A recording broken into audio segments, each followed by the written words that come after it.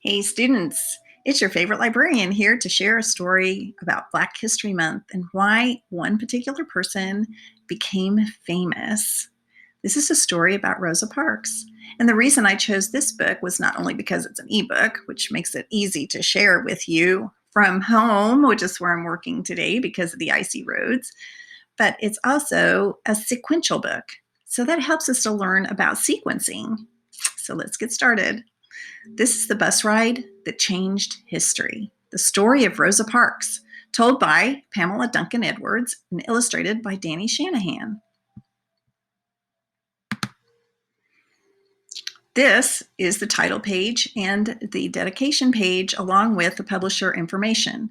And this book, if you can read the fine print, was actually copyrighted in 2005. I like this book because it was illustrated like a comic book or what we now call a graphic novel. Each of the pages shows the history and it also has students. And let me go ahead and eliminate my page. You don't need to be watching me so that you can see the whole thing. They've drawn students talking about what they view in the history part of the book. So we're going to be reading all of these little bubbles.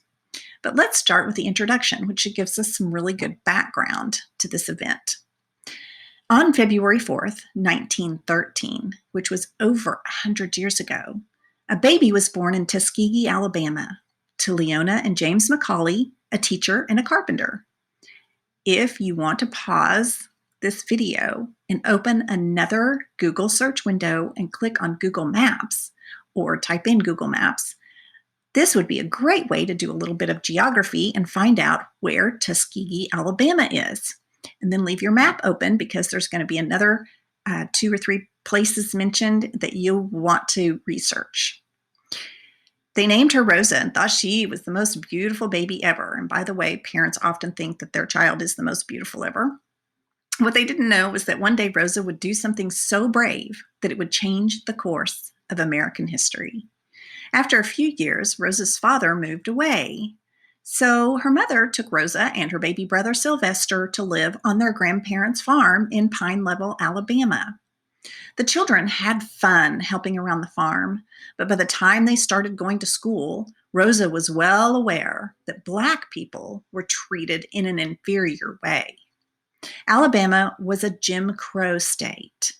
Jim Crow laws and attitudes kept Black people and white people separate and made it illegal or dangerous for Black people to use the same facilities and services as white people. Black children had to go to different schools, and their parents often had to build those schools themselves. Black children were not allowed to ride a school bus with white children. In towns that did not have a bus for them, the Black children would have to walk to and from school. Jim Crow affected everyone, young and old. There were even white men who dressed in long robes with hoods to hide their faces. They were the Ku Klux Klan, and they rode about terrorizing Black people and sometimes even killing them. Rosa lived in dread of the Klan arriving at her grandfather's farm. Well, thankfully, this never happened, but it was a scary way for a little girl to grow up. Now, remember, her grandfather's farm is in Pine Level, Alabama. So if you go back to your Google map and look for Pine Level and see how far away it is from Tuskegee. When she was 19, Rosa married Raymond Parks. They lived in Montgomery, Alabama, where Rosa enjoyed setting up a home and finding a job. So pop back over to your Google map and see where is Montgomery compared to Tuskegee and Pine Level, and do a little geography hunt, finding out where those 3 places are. She joined lots of organizations because she never accepted the unjust laws against Black people. So these organizations worked to make things better.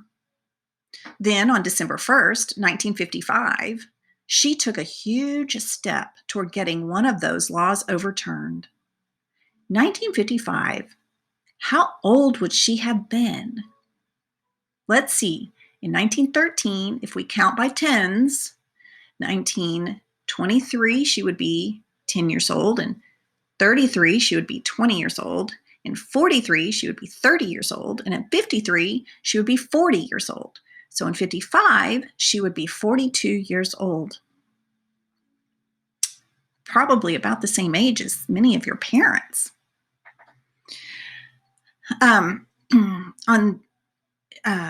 this day, December 1st, she took a huge step towards getting one of those laws overturned. And here's what she did. Rosa refused to stand up on a bus so that a white passenger, a man, could sit down. Now, good manners dictates that men give up their seats for the ladies. But this man didn't have any good manners at all. He was not a gentleman.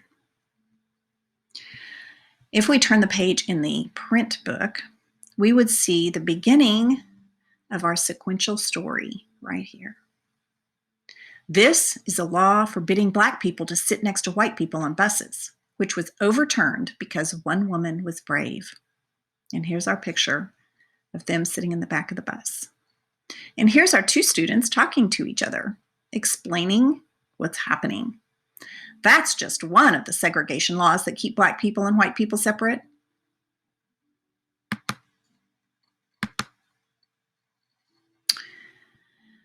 This is a bus in Montgomery, Alabama, and the bus would be on the next page.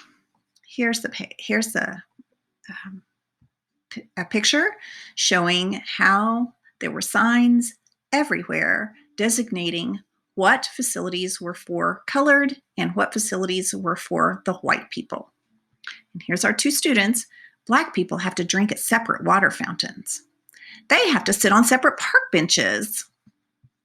Black people have to pay fares at the front of the bus and then get off and go to the back to get on again.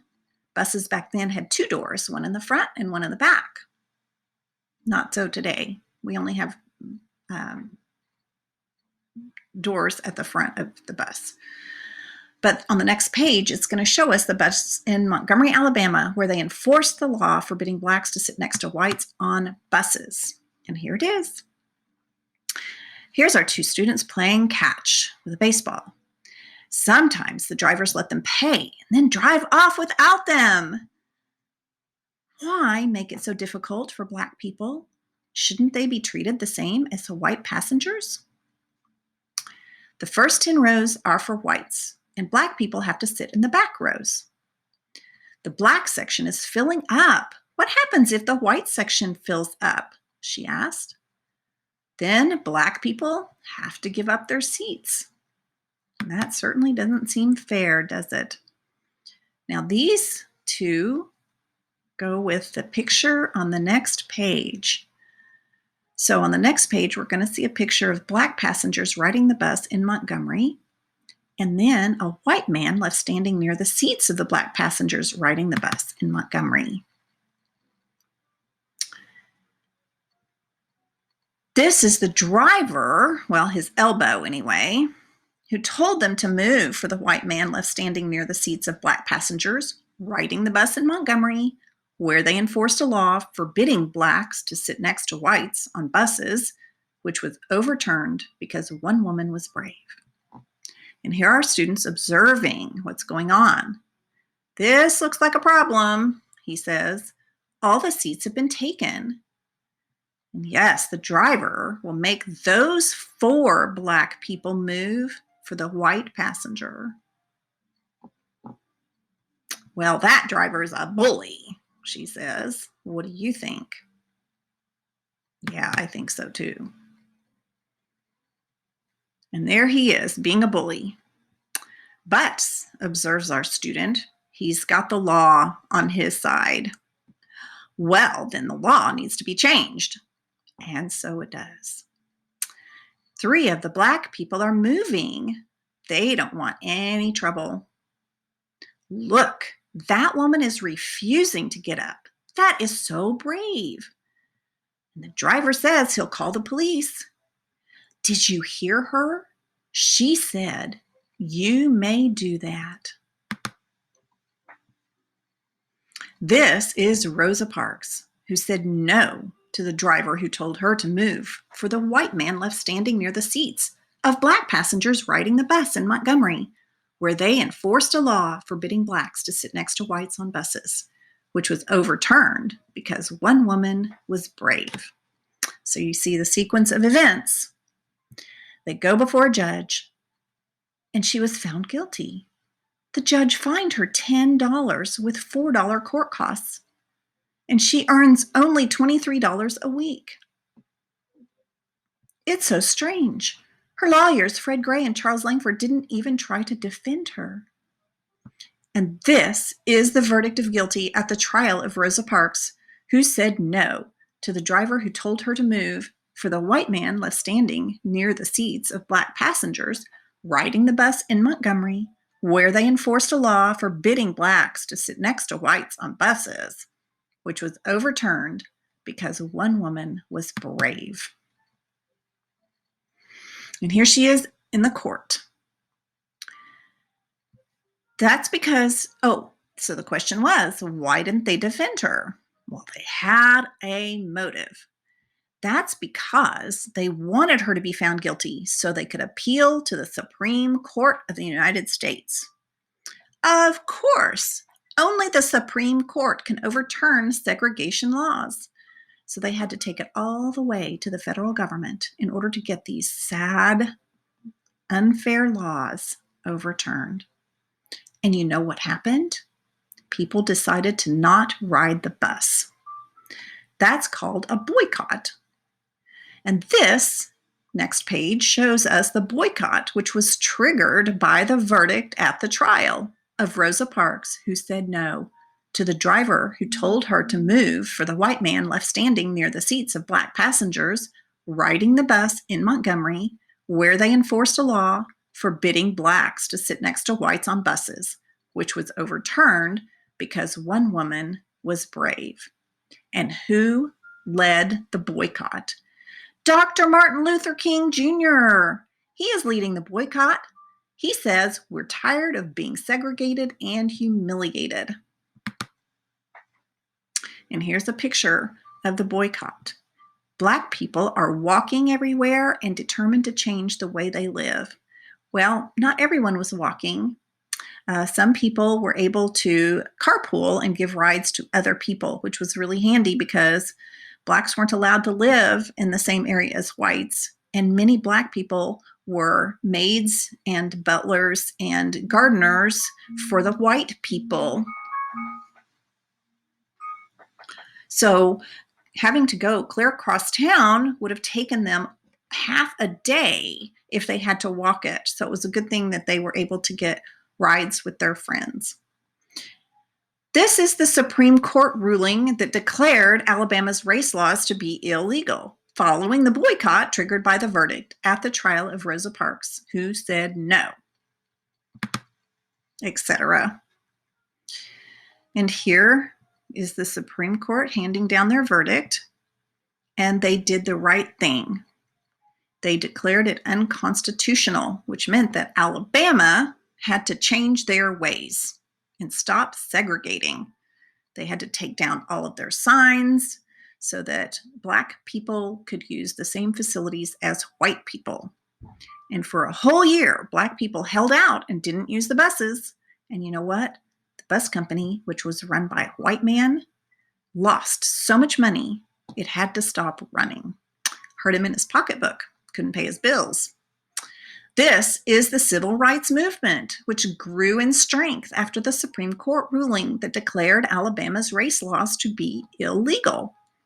Following the boycott triggered by the verdict at the trial of Rosa Parks, who said no to the driver who told her to move for the white man left standing near the seats of black passengers riding the bus in Montgomery, where they enforced a law forbidding blacks to sit next to whites on buses, which was overturned because one woman was brave. And here's our students observing that black and white people are marching everywhere in the country, demanding equality for all races.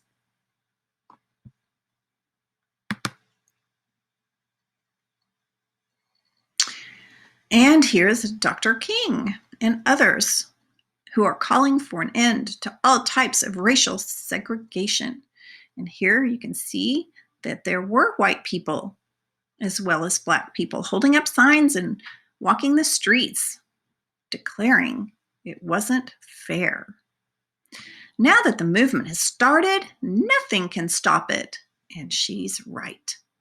This is our country, which learned that all races are equal because of the civil rights movement, which grew in strength after the Supreme Court ruling that declared Alabama's race laws to be illegal following the boycott triggered by the verdict at the trial of Rosa Parks, who said no to the driver who told her to move for the white man left standing near the seats of Black passengers riding the bus in Montgomery, where they enforced a law forbidding Blacks to sit next to whites on buses, which was overturned because one woman was brave. And that is the end of that particular story, but it's not the end of Rosa Parks' life. Look at this picture. What do you think? She's being awarded. Let's see what's on the next page. The author has left us a note saying that Rosa Parks was honored many times for her brave act. Many years later, though, I might add. The Montgomery Street, where she sat down on the bus and refused to move, is now named Rosa Parks Boulevard. She was given honorary degrees by universities and had a school in Detroit named for her. And from one of our online database biographies, I found out that after the boycott, she actually moved with her family to Detroit. And that's why a school in Detroit, Michigan was named after her, because she lived there for a while. In 1996, which was 30 years later? She was 40 years, 55 to 96 was 41 years later. That's a long time. It took America a long time to change its attitudes. Several generations had to come into being before the people who had been in power were gone and the younger kids could show that Blacks and whites were equal. So it was 40 years later when she was finally presented with the Presidential Medal of Freedom. And then 3 years after that, the United States Congress decided that she also deserved the Congressional Medal of Freedom. This is the highest honor that Congress can give. Sometimes it just takes one person to be brave. And that's the end. Thankfully, this author has included a timeline for us. So that's something else that you all can use in your studies when you need to do a timeline for your teacher. You can go back to this book and see how they did it here. They've included some pictures as well as significant years and what happened during that year. And here's a picture of her. I assume it was taken not long after the bus ride. And she says, "Love, not fear, must be our guide." And that is so true. When people use quiet methods of resistance, it often makes a bigger impact than pitching a fit and throwing and breaking things. So just keep that in mind. The next time you need something, a smile and a request and a pleasant way of resistance will often get the job done and bring about change that's easier for people to make. All right, that's it for now, and I hope you enjoy the Kahoot game. Bye-bye.